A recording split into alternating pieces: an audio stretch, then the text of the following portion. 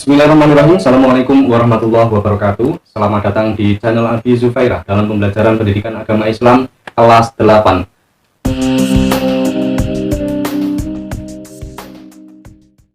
Para anak didik sekalian dimanapun Anda berada, mari kita pada pertemuan kali ini mempelajari tentang bab yang kelima, jiwa lebih tenang dengan banyak melakukan sujud. Namun sebelum kita mempelajari bab ini, mari kita terlebih dahulu seperti biasa, kita mengawali dengan membaca suratul Fatihah. Semoga diberikan keberkahan, semoga diberikan kemudahan dalam mempelajari bab ini. Ridailah wali syafaati Rasulillah. Al-Fatihah. A'udzubillahi minasyaitonir rajim. Bismillahirrahmanirrahim. Iyyaka na'budu wa iyyaka nasta'in. Amin. Terima kasih, semoga Anda semua diberikan kesehatan oleh Allah Subhanahu wa taala. Baik anak-anak sekalian, anak yang soleh ya. Anak yang soleh, anak yang solehah, jadilah orang yang pandai bersyukur jika diberikan nikmat dan kelebihan dari Allah Subhanahu wa taala. Ingatlah, kelebihan itu, kenikmatan itu semata-mata karena Allah Subhanahu wa taala. Jangan sampai terjebak dalam sikap sombong yang memungkiri kekuasaan Allah. Ingatlah, Allah itu maha kaya, Allah itu maha perkasa, Allah itu maha tinggi, dan Allah ini maha sekali. Jadi kita sangat kecil di hadapannya. Oleh karena itu kita selalu diperintahkan untuk sujud. Sekali lagi kita selalu diperintahkan untuk sujud dan merendahkan diri di hadapan Allah Subhanahu wa taala. Bisa dipahami? Baik, kita lanjut ke pembahasan yang pertama. Yang pertama kita bahas adalah sujud syukur. Ya, bagaimana pengertiannya? Bagaimana dasar hukumnya? Kemudian sebab-sebab, kemudian tata cara, hikmah sujud syukur itu bagaimana? Ya.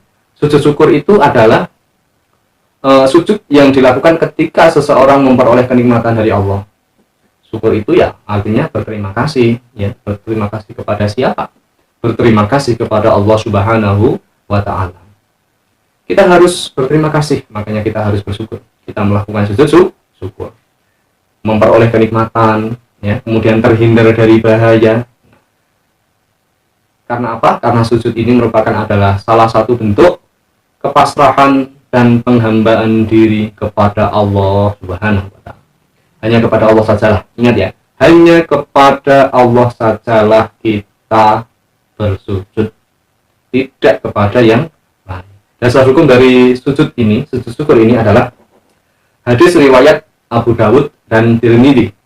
An Abi Bakrah anan Nabiyya sallallahu alaihi wasallam karena idza atahu amrun yasurruhu aw busyra bihi kharra sajidan syukran lillah. Artinya diriwayatkan dari sahabat Abu Bakrah, ya, sesungguhnya apabila datang kepada Nabi Muhammad SAW sesuatu yang menggembirakan atau kabar suka, beliau langsung melakukan sujud syukur, ya, sujud syukur kepada Allah Subhanahu wa taala. Hadis riwayat Abu Dawud dan Tirmidzi. Ini Nabi langsung. Nabi itu kalau mendapat kabar yang gembira, beliau melakukan sujud. Kita harus mencontoh. Ya, kita harus mencontoh. Kemudian sebab-sebab melakukan sujud syukur, yang pertama adalah mendapat nikmat, yang kedua adalah terhindar dari suatu bahaya. Mendapat nikmat, terhindar dari suatu bahaya. Ini dua sebab yang mengharuskan kita melakukan sujud syukur. Kemudian tata caranya melakukan sujud syukur bagaimana? Terlebih dahulu mencari arah kiblat. Yang pertama, cari arah kiblat, ya. Arah kiblat, kemudian niat sujud syukur. Kemudian langsung sujud seperti biasa, seperti kita melakukan sujud dalam sholat, ya. Dan bacalah subhanallah walhamdulillah wala ilaha illallah wallahu akbar wala haula wala quwata illa billahil aliyil azim. Baca lafaz itu, ya.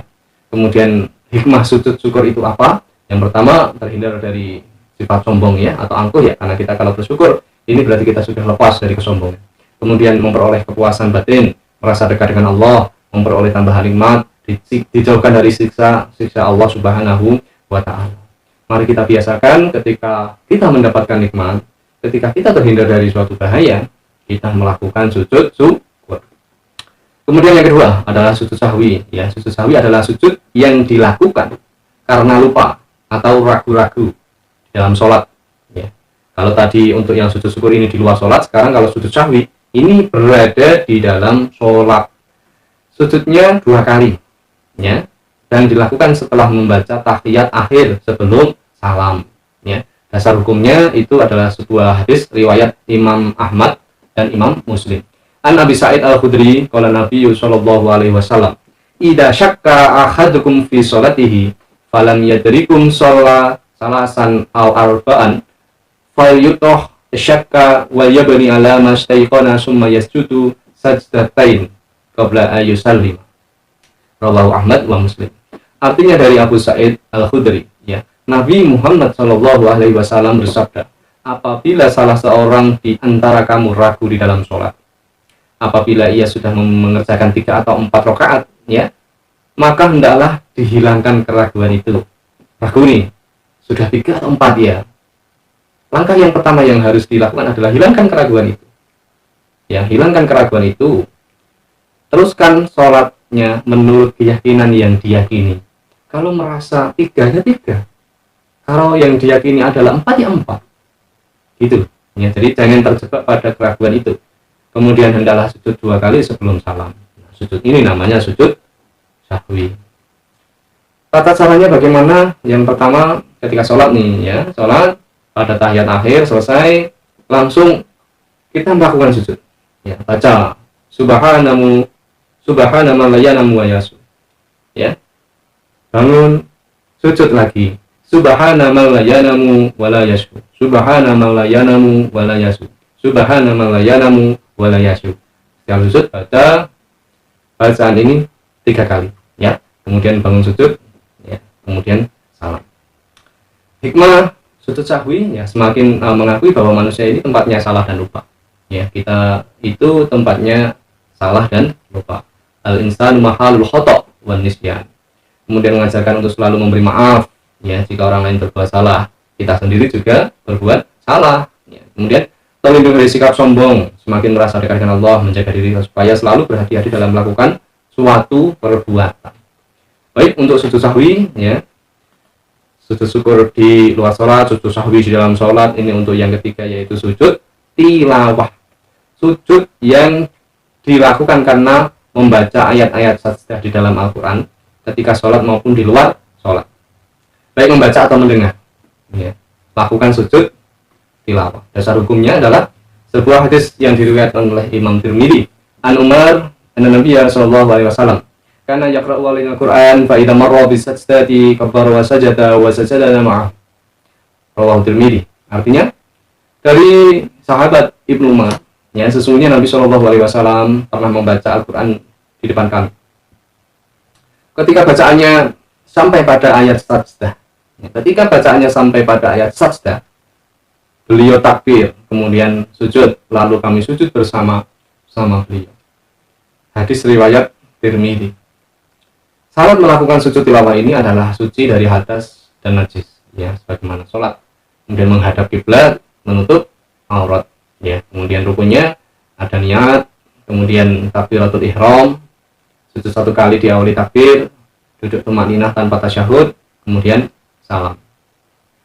Sebab-sebab melakukan sujud tilawah ini mendengarkan atau membaca ayat sajdah, ya. Di dalam Al-Quran ini tersebut sebagaimana yang dijelaskan di buku kita, yaitu ada tempat 15 ayat, yaitu Ar-Ra'd ayat 206, Ar-Ra'd ayat 15 dan sebagainya, bisa kalian amati di buku paket. Kemudian tata caranya ada 2, ya, di dalam melaksanakan sujud tilawah ini. Yang pertama di luar salat, kalau di luar salat caranya adalah berdiri, kemudian menghadap kiblat, niat takbiratul ihram, sujud 1 kali lalu baca doa, ya. Setelah itu duduk sejenak lalu salam. Doa yang dibaca adalah sajada wajhiyalilladzi khalaqahu wa syaqqa sam'ahu wa basyara bi qawlihi wa quwwatihi. Nah, itu baca, ya. Kemudian kalau di dalam salat caranya adalah ketika imam membaca ayat sajdah, kita langsung sujud 1 kali, ya, dengan membaca doa sujud yang tadi, ya. Kemudian lalu berdiri lagi melanjutkan sholat. Itu ada 2 cara, di luar sholat dan di dalam sholat. Sehingga kita melakukan sujud, kita setidaknya adalah memperoleh hikmah, ya. Yang pertama adalah dijauhkan dari godaan setan. Kemudian adalah lebih menghayati bacaan dan makna Al-Quran. Kemudian hikmah yang terakhir adalah mendekatkan diri pada Allah Subhanahu wa Ta'ala. Baik, ada 3 pembahasan, ya, sujud syukur, sujud sahwi, sujud tilawah. Semoga bisa dipahami, ya.